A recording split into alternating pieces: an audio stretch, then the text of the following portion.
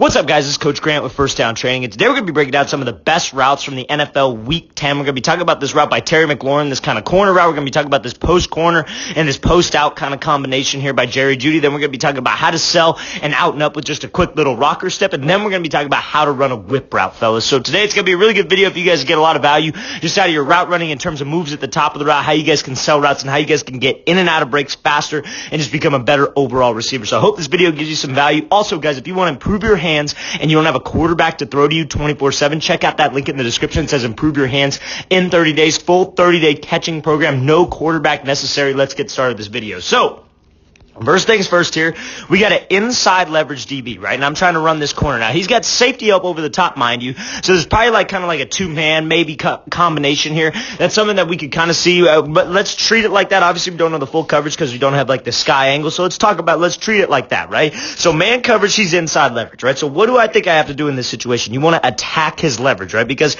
anything to get him to keep his leverage to the inside, I could take the outside release and I could go run this corner. I could work to restack. I could work to get him on the back of my hip and then give something at the top of the route to get some separation. So let's watch this thing full speed. So he comes off, hesitates, gives this jab, makes his heavy indicator cut, and accelerates out of this break, snaps that head around quick, right? Now, mind you, one thing I want to talk about is that when it's zone or you got a safety help over the top, I talk a lot about when you guys are running a fade. If you guys are familiar with this page, is that like when you're running a fade or any kind of route against man coverage, you want to keep your head down and widen the distance from this DB. When it's zone coverage like this, you guys want to make this break and snap that head around, because let me tell you what the quarterback is thinking in this situation. He's like, I got to get to that spot.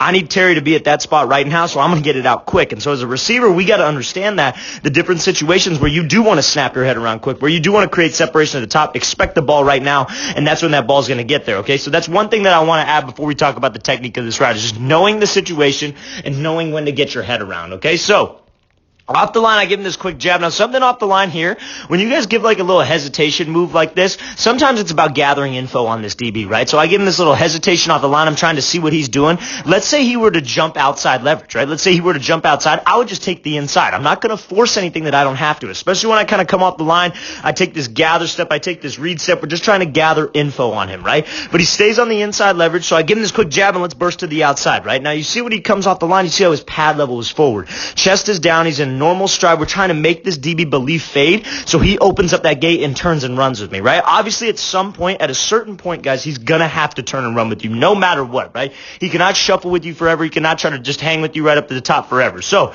you see how we get him to turn and run, right? Now, Terry does a great job of working back over the top, trying to be the best he can to restack. Now, another situation, like there are a couple different things that you could do in this, right? This is what I walk through with my receivers when we're going through route work, is that you might have a situation where he's being a little bit more physical. He's on this inside hip right here. He's trying to get hands into you. So what's something that we could do? We give him that little lean. We give him that little lean with my shoulder, snap this thing off and break to the corner. Or if I feel like he doesn't have hands, I feel like I've got him with speed, I can work to restack. And that's kind of what Terry does here. He does a great job working to restack. So when he throws that heavy indicator cut and he gives that little head and shoulder shake right there, that's what gets that DB sitting to the inside, right? Now this DB, his eyes are a little high, right? Now if you're a DB and you're watching this, maybe trying to learn on the other side of the other side of the ball, right? So you can get better yourself. I know a lot of guys do that. When you guys have your eyes up high and you're looking at those shoulders and that head, that will lie to you. Shoulders and upper half will lie, because if you give a little head and shoulder shake, that will always lie. But you got to be watching those hips of that receiver. But as a receiver, we got to understand that, okay, if I can throw my whole body and I can almost turn my hips and turn my torso, but make that cut sudden, I don't reach out with that cut, that's going to make me explosive. Now you see Terry McLaurin, what he does here is that cut is so sudden. He's not reaching out. So many people, when they have to run a speed cut and they're running full speed, or they have to do this heavy indicator hard cut, whether they're running maybe a post, corner, like in this situation, an out route, they'll reach out. They reach with this foot, and what happens is they lean back with their pad level. And if I lean back with my pad level, I lose that explosion. I don't have that drive right here. You guys want to make that cut as sudden as possible, because that doesn't allow this DB to react. If you're sudden with that cut, DB does not have time to react, but also it gives me some more explosion. I could use that cut to push me out of there. You see how he's pushing off of that cut leg, and I could snap my head around. I created that explosion at the top. I sold with my upper half to get him sitting to the inside. Then I could accelerate and widen this distance, and again, snapping his head around early. One, because we got to know where we're at on the field, right? We're working towards the sideline. It's a tighter window. But also, even if we're not, and it's zone coverage, I know the quarterback's going to be throwing this thing early. He's going to anticipate that window. It's not as much about matchups as it is about finding the holes in the defense when it's a zone situation. So let's make sure, or kind of like this two-man situation, like I said. So let's make sure I'm ready for the ball and I know the situations. Watch this thing again, full speed. Great job by McLaurin here. So working that hesitation jab, snap this thing off. And what's another thing you can work right here in this outside leverage situation? You guys can work a peek back, right? You guys can work a peek back technique. You guys can work a rocker step. Anytime you're able to get over the top of the DB and he doesn't have hands, that's something that you could do. Now let's come back. I'll move on to the next route in a second here, guys. Let's say he's running over the top. Let's say he's going hip to hip with me. And let's say I got to run a dig. What's something that we could do? I just want to make sure we add this. We always got to have that plan in my head. I could work a throw by technique, right? If I don't get restack and I don't get directly over the top of him, I could work a throw by. I could swat him by at his hip, etc., right? You guys got to have a plan for every single situation. Let's watch it again full speed. Gives that jab, works back up over the top, breaks this thing off, sudden cut, use that cut to explode you out of this break. All right, guys, so now we're going to be looking at this post-corner type concept here from Jerry Jeudy. Again, safety help over the top, right? Man coverage underneath. So we got to make sure that if you take, this is a perfect example of what you should do when you have an inside release on this, right? Post-corner, it's probably easier when you have an inside release because when you break this thing, we can really try to get this guy to undercut it, right? But I'm not saying it's not possible with an outside release. With an outside release, you'll probably be able to sell it a little bit more. He might sit on the inside right here, and then I could break it off. So you could do it either or. That's what you guys got to get comfortable with. You guys got to get comfortable with running every single route with either an outside release or an inside release. Too many people force the inside or force the outside release. Perfect example, the last clip that we just looked at, he gave that little hesitation jab, and he took away the inside. If he tries to force that inside release, he's getting choked off the line and jammed, and it's screwing up the whole timing of the play. He's going to get rerouted because he forced it. Trust yourself at the top of the route. The only route that's kind of tough to take, like an inside release, for example, would be a comeback, but it's still possible. You could still maybe give like a little post stem. You can still work a throw by. You could do so many different things. Trust yourself at the top of the route. Now, when I'm working this post corner, you see how sudden this cut is. You got to be very sudden. We talked about this in the last clip, that if your cuts are sudden, it doesn't give this DB time to react. It forces him to make a decision, but also it gives you that explosion. Now, when I'm selling any kind of double move route, I got to have speed. I got to commit my upper half, and your eyes certainly help. Your eyes aren't everything, but they certainly help, right? They certainly help sell this thing. So you see how Jeudy's here. He snaps his head around, commits his shoulders, commits his hips, and he's got the same speed. 1, 2, 3, and he breaks this thing off. Now, the reason why I put such an emphasis on speed is if I'm running a post over the middle of the field, I'm not going to break on this post and then jog. So many people on a double move post or out and up or whatever, they'll make the first break, and then they'll chop into their second break. They'll break, and then their steps get real choppy. It's just like chop, chop, chop, and they slow themselves down. They lean back. If you guys keep the same speed, also sell with your upper half. Also snap your eyes to the quarterback to sell this thing even more. And you break suddenly, that's going to get you some separation, right? And that's a great job by Jeudy accelerating out of here, right? You see how he's snapping that head around because we got that safety help over the top. Make sure I'm running those arms out of the break. Anytime you guys create explosion with your lower half and your cuts are explosive, your arms can drive you out of this break to widen the distance with the DB. Your lower half is taken care of by that explosion, staying in a good pad level position, staying in a strong position, then ripping those arms out of there to widen the distance with this DB. That's a great job by Jeudy. And again, when we catch this thing in traffic, put this thing away, make sure we secure it, and we're violent to that tuck. Let's watch it again full speed one more time. Great job by Jeudy coming off here post break. Snap this thing off, 3 steps. Make sure I accelerate out, widen the distance with the DB. Those inches matter, especially at this level.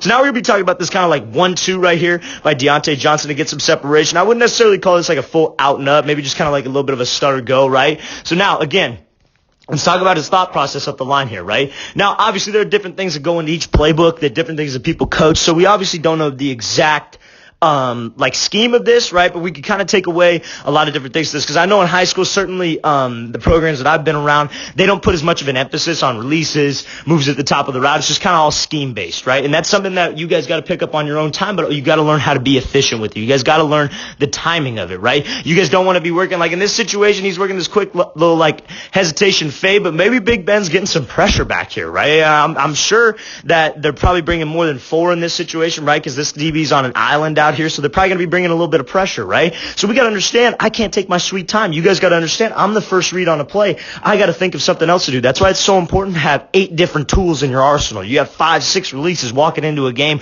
Okay, I can pick from this. I've seen this alignment on film. I know this will work with this given play, and then let's roll. So you see when he comes out here, what does he do? He attacks his leverage. He closes the distance, gives a little head fake to the inside so he could burst up, right? Just any kind of little hesitation by this DB, that's what he'll do, right? So we want to make sure I attack his midline, I push out him, give him something quick. Let's get up into this route. So when I take this outside release here, you see, great job staying full speed. Great job not hesitating up into this break. Great job not slowing down right before this 1-2, because that will allow this DB to have time to react, right? So I get up into this thing. You see how he throws a 1-2. And you see how he gives that head and shoulder fake. It's violent. He throws a quick 1-2, and your upper half is what's going to sell this thing, right? We're trying to sell like I'm just breaking this thing off right here. Bam, one cut. I'm running this speed out, or maybe I'm snapping it off and running a comeback. That's a great job here just selling with just a 1-2. Throws his upper half, and you see that's what we got to sell with. DB's eyes are a little high, right? I just talked about that. Your shoulders and your head will lie. You want to make sure that we're focused on that hip or that number. But if receivers, if we can throw that number, maintain explosion with that cut, not open up my toe. What I mean by opening up your toe is opening up your toe where it's pointed towards the sideline,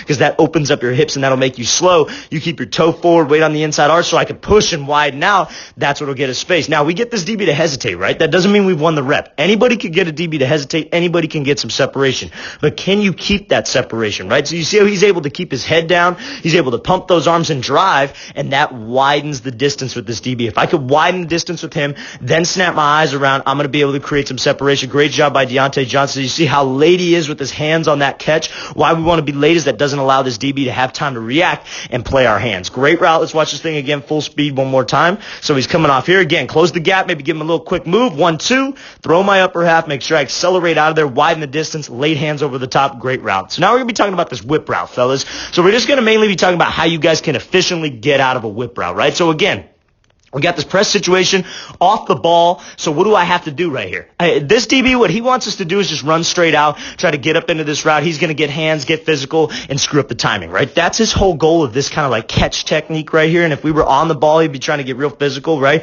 So what do I want to do? I want to attack the leverage. I want to try to get him to backpedal because I want him to try to keep his leverage, or just kind of back up, and hopefully I can get some space where he doesn't throw hands. So when I come off the line, you see how Beasley attacks him, right? Attacks this midline. We're getting him to back up. We give him a little foot fire, quick jab, I break to the inside. Now, on a whip route, before we talk about the break, because that's what we're going to focus on, so important that you sell drag. You sell drag or you sell slant, whichever you guys are a more heavy team of. If you guys are a drag heavy team, make sure that we're selling drag. You guys can almost keep your head down. If you're a slant heavy team, you could break, you could snap your eyes around and sell like we're going slant. But we got to commit, same thing like that post corner. I got to commit my shoulders, I got to commit my hips, and I got to keep somewhat the same speed, right? So now when we want to snap on this whip route, I like teaching snapping on the inside leg, right? So how Beasley does that is he snaps here. And you see how low he's able to get. Low man's going to win, but you want to be violent with your hips. Your chest wants to come forward. You don't want to have your chest straight up and down. If you're straight up and down with your chest and you snap on that inside leg, you're not going to have any explosion. You're going to be leaning back and you're going to get stuck and you're going to be on those heels. So you want to make sure that you're snapping with the inside leg, and you want to treat your left leg, the leg closest to the defender, as like a hook leg. You want to hook that leg around because you want to try to get your hips parallel to the line of scrimmage. So I snap here, I hook that leg around, and now you see how his hips are parallel, right? His shin angle's on that 45. When your shin angle's on that 45, you can push off of this inside arch, right? You can push off the inside part of your foot, and if you run those arms, that's how we get explosion. So number one, I got to snap on the inside leg and get low. Hips got to be violent. That's what decelerates me. Chest comes down. I hook that left leg all the way around, so I stay with the inside arch on my foot, and I push out of there, and now we just got to run my arms, right? You got into that explosive position. It's like a 40. You had the explosive start. You drove out of there. You created energy. Now I got to accelerate, right? And that comes from your arm drive, how much you pushed off of that leg, and I can continue to widen the distance with this DB and make this play. Great job by Beasley. Let's watch this thing again, full speed, one more time. So coming at him, gets that jab, snaps this thing off, hooks the leg around, make sure I pump those arms and get out of there. Great job after the catch, too, by Beasley to make this play work. All right, guys, I really want to thank you for watching. I really appreciate if you watch this full thing through. If you guys have any questions at all, please leave those in the comments below. I'll get back to you as soon as possible. And also, if you're a receiver and you want to get better hands, don't have a quarterback to throw to you, right? You don't have a quarterback to give you 100 footballs every day. Check out that link in the description. It says improve your hands in 30 days. Full 30-day program to improve your hands. No quarterback necessary. Again, I appreciate you guys watching. I'll see you guys next time.